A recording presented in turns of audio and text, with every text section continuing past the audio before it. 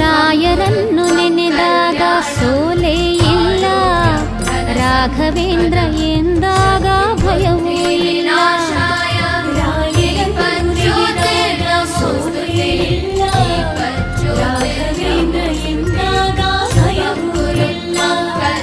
ತಾಯಿಯ ಮಮತೆ ತೋರ ಗುರುವು ಇವರು, ತಾಯಿಯ ಮಮತೆ ತೋರ ಗುರುವು ಇವರು, ಬದುಕಲ್ಲಿ ನೆರಳ